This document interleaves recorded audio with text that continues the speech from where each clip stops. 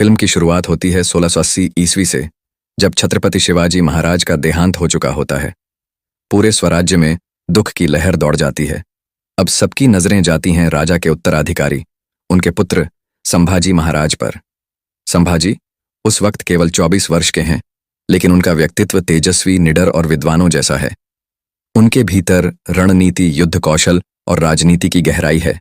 ये सब उन्होंने अपने पिता से पाया है। संभाजी का राज्याभिषेक और पहली योजना। राज्यसभा में कई विरोध होते हैं, खासकर क्योंकि संभाजी एक स्वतंत्र विचारों वाले, स्वाभिमानी और विद्वानों से जुड़े राजा हैं। लेकिन वे राज्य संभालते हैं और पहली ही योजना बनाते हैं।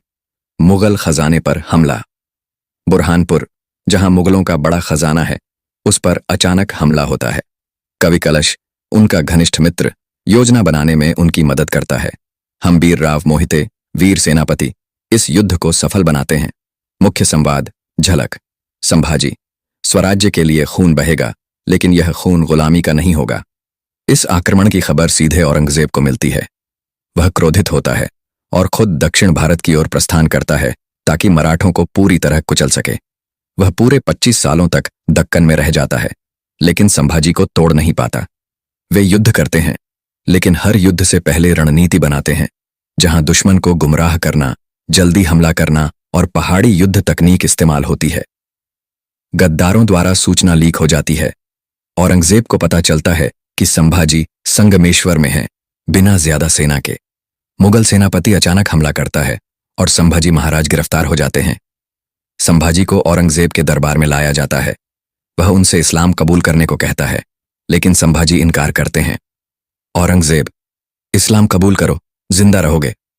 संभाजी, मराठा मरता है, झुकता नहीं। उन्हें 40 दिनों तक अमानवीय यातनाएं दी जाती हैं, आंखें निकाली जाती हैं, शरीर के अंग काटे जाते हैं, लेकिन वे न धर्म बदलते हैं, न झुकते हैं।